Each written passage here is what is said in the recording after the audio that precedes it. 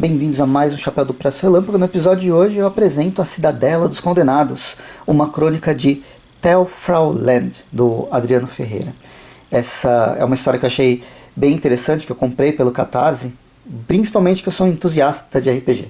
Eu gosto, jogo ou jogava. Eu estou naquela fase onde a gente não está conseguindo grupo e conseguindo tempo para jogar, então por que não mergulhar nas aventuras de outras pessoas? É a pegada de fantasia clássica, mas com personagens antropomórficos, que vai me lembrar muito Legends of Vox Machina, né, que está agora na Amazon, e é um seriado bem legal, que acho que vale a pena assistir. Bem, a Cidadela dos Condenados então me passa esse espírito de aventura de jogo, onde a gente acompanha um grupo de aventureiros que passa por desafios mortais, geralmente com um bom humor, um humor meio irônico com as dificuldades, os problemas que eles acabam encontrando, que é reflexo muito dessa interação off-game que a gente tem enquanto joga. Nesse caso, o que é o primeiro volume, é o início de uma grande narrativa que, sim, dá para ler apenas esse volume, mas ele chama para novas histórias. Ele termina com um gancho para ter grandes aventuras, né? É como se fosse só o início de tudo que está uma grande construção de cenário, que inclusive dá para utilizar como base para jogos futuramente, ou pelo menos só com isso já dá para jogar. Nessa introdução, então, a gente vai acompanhar principalmente sobre o protagonista, né? Embora esse protagonismo não seja tão definitivo assim, mas que é um príncipe que ele vivia num reino tomado por um golpe, ainda bebezinho, e aí no decorrer da história ele tem consciência do seu passado. Vamos ter essa trajetória inicial, a formação do grupo, a forma envolvente, né, desses personagens antropomórficos. Tem alguns problemas, embora a revista tenha muitas páginas, 130 páginas, existe alguns, que eu diria, tropeços narrativos. Ele acelera demais algumas transições de momentos, né? Ao longo da história, os personagens eles visitam vários locais, e nessa transição de um local para outro, principalmente quando eles conquistam armas mágicas, ela ocorre de uma forma mais acelerada do que poderia ter acontecido. Mas não incomoda. Você fica com essa sensação de, nossa, parece que falta momentos conectivos aqui, mas passa, e acho que a interação dos personagens é o que mais acaba chamando a atenção, é o que mais conecta o leitor e mantém ele continuando na leitura. A arte ela vai se equilibrar nessa composição voltada, né, para ação. Tem tons de mangás em alguns momentos, pelo menos acaba me lembrando do traço, dos recursos do mangá, com traços fofos, porque são animais. Eu já passei por algumas páginas, vocês devem ter visto, e eles acabam se encontrando com ambientações fantásticas, algumas que vão lembrar até a Aéreo Boreana. Bem, enfim, essa foi a Cidadela dos Condenados. Espero que vocês tenham gostado do vídeo e comentem. A gente conversa nos comentários, a gente se vê no próximo episódio, então até mais. Bem-vindos a mais o Chapéu do Preço Relâmpago. No episódio de hoje eu apresento o Guia de Identificação de Aves Urbanas da Didi Mamushka.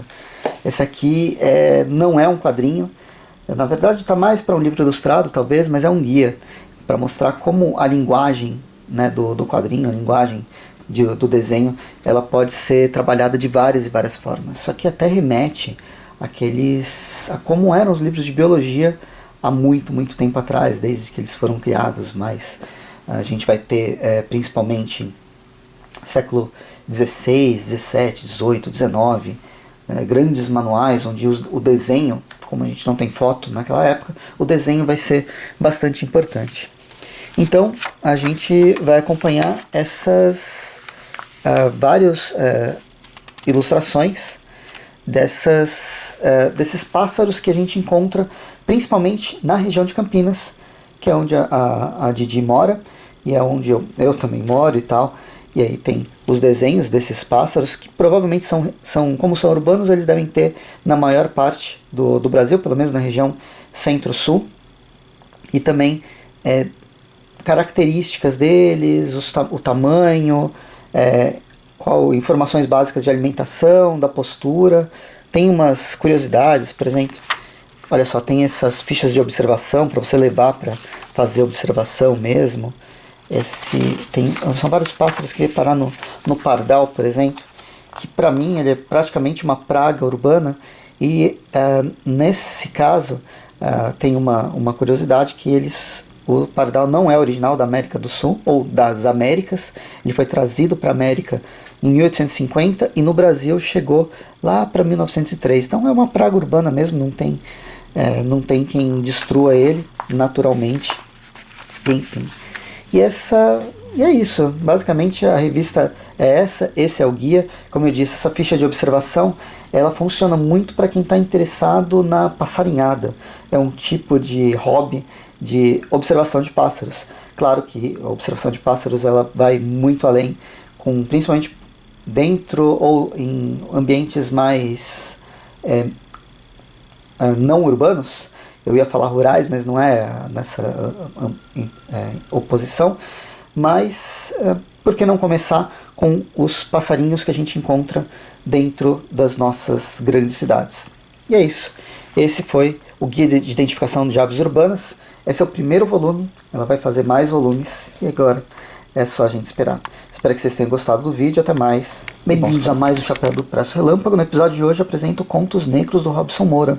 É uma antologia de 2 contos de horror ambientada no Brasil Imperial, que adapta as obras do Machado de Assis e do Edgar Allan Poe, 2 grandes autores de horror e de fantasia que trabalham com o fantástico no século XIX. E que às vezes a gente pensa neles de outra forma, ou talvez o Allan Poe é mais voltado, mais lembrado pelo horror, mas o Machado de Assis poderia ser esse grande nome para ser mais reconhecido pelo horror, não só pelos seus outros livros. Bem, a premissa de que o horror se manifesta nas coisas mais simples, nas situações mais simples, né, acompanhando 2 amigos que se separam quando um deles morre, após testar o diabo com inúmeras apostas, e um dia o diabo resolver aceitar a aposta, é a primeira das histórias. E na segunda narrativa, a gente vai acompanhar a vida de uma escravizada e um capitão do mato que vão se cruzar em uma trama que evidencia problemas sociais, como fruto de um proto-capitalismo que coisifica as pessoas e mascara a própria moralidade. São 2 contos rápidos, embora pudessem ser até mais limpos na tentativa de adaptação. O autor acaba exagerando no texto. Podia ser mais trabalhar mais com a própria narrativa gráfica e ter menos contextualização, deixar a contextualização para os próprios elementos gráficos, o que contribuiria para o ritmo das 2 narrativas. Ainda assim são 2 histórias bem interessantes, que é aquela coisa, são pequenos contos, então não posso ficar girando as páginas ao léu e vocês verem esses spoilers. Aqui um desenho que o autor deixou para mim. E é isso. Esses foram os Contos Negros do Robson Moura. Ele já tem várias outras revistas com essa temática sobre os problemas sociais e tal, questão racial, e que vocês vão encontrar bastante aqui no meu canal. Espero que tenham gostado do vídeo. A gente se vê no próximo episódio, então até mais. E bons quadrinhos.